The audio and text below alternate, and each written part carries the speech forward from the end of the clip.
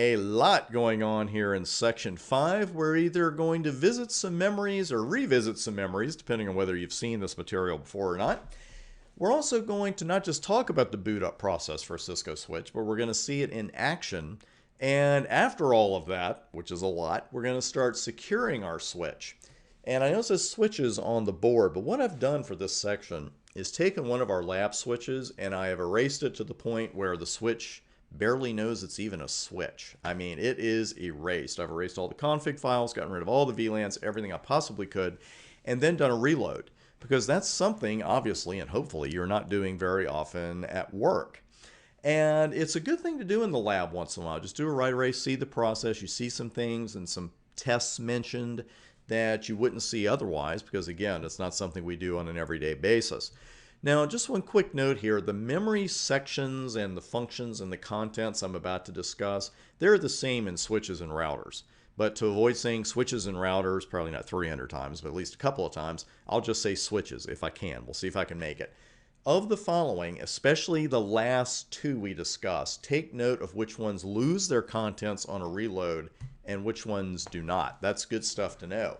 Now, first off, we start off with ROM, the one everybody's heard about, read-only memory. ROM stores the switch's bootstrap startup program, the operating system software, and the power-on diagnostic test program, POST.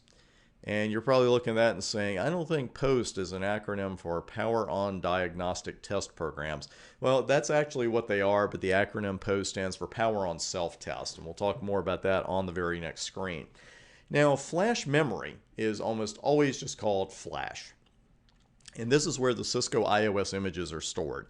If you have enough flash, you may have more than one image stored there, but most devices just have the one they're going to use. Flash is erasable, reprogrammable ROM, and thankfully for us, flash content is also retained on a reload because you wouldn't want to load a new iOS image into flash every single time you reloaded a device. And of course, the iOS image is what makes a Cisco switch a Cisco switch, so we got to have that. Here are the two you got to watch, RAM and NVRAM. With random access memory, some important stuff there, obviously. We've got routing and switching tables are going to be kept there. The routing tables that we're going to build a couple of sections from now, the switching tables, the MAC address tables that we've already seen, and the running configuration file. Now, RAM contents are lost when the router is powered down or reloaded, as compared to non-volatile RAM. And NVRAM holds the router's startup configuration file, and NVRAM contents are not lost on a reload. A quick note here about the startup and running config files, because I'm going to go into that in another section, but I also know that you are asking, what's the difference? You know, why do I have two config files? Here's the way I always remembered it when I started studying. The running config file is the latest overall version of the config file. It's the one with the latest changes that you've made. The startup config file is the latest saved version of your config file. So if you've made changes and saved them, the contents of your startup config file and your running config file will be the same. If you have made changes and not saved them, the running config file and the startup config file will have different contents. Now, they're different files anyway, but sometimes they're going to be exactly the same and sometimes they're not. Quick note here, if you try to reload and you've made changes, but you have not yet saved them, then what's going to happen is the switch will prompt you, hey, you've made changes since your last save. Do you want to save these changes? Enough on that. Now, let's talk about the boot process here and go back to those posts for a few minutes. Now, when a switch powers up, it's going to run a series of power-on self-tests. And this is the switch running a couple of fundamental tests, fundamental diagnostics, and really saying, I'm going to test these things before I even really start booting up, because if these things ain't working, ain't nothing working. And obviously it doesn't quite say that on the screen, but that's what happens. It's going to test some things to do with the interfaces, the memory, the CPU. Power-on self-tests will vary from one device, one model to another, but fundamentally we're checking the same things.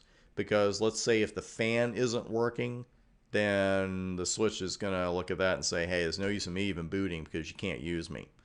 Now, here are some of the post results I saw when reloading our freshly erased switch, and now you can see them as well. Now, these would have been performed whether I erased the file or not. And you can see some tests there that mention the CPU.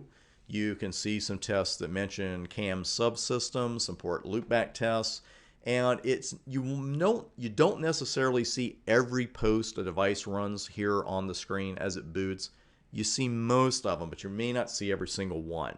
The key here is we see begin and end status passed on every single one, and we will take that every single time we can get it. So we were in good shape there.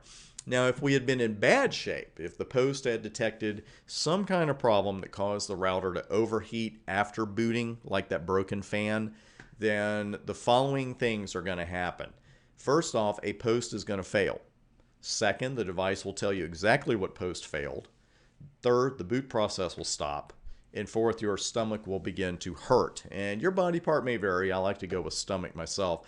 I've really only had that happen, I think, twice out of the thousands and thousands of devices that I've handled from Cisco. And, someone else's mileage may vary. But I just remember that one time we were swapping it out at a client, started up this hardware, and I was really proud of myself. And we had the spare hardware sitting around. We're going to bring the client back to life. And the fan was broken. And I can chuckle now, but that message just came up. Environmental variable failed. Some phrases you never forget.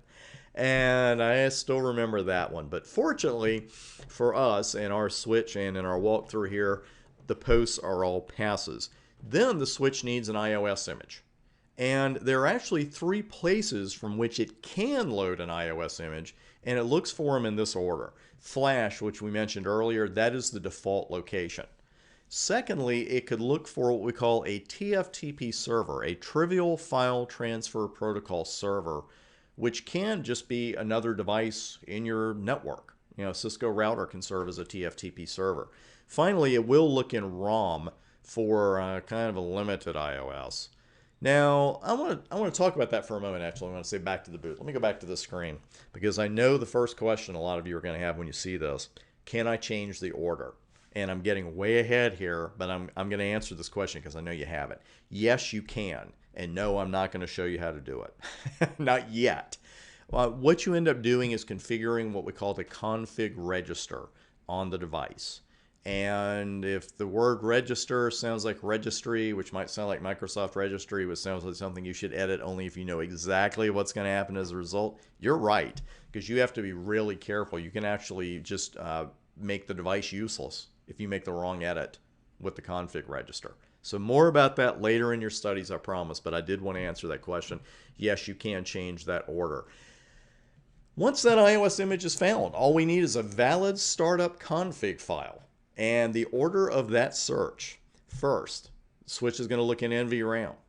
Next, going to look in TFTP server, whether it's a router or a switch. This is the order. And third, you're prompted with system configuration dialog.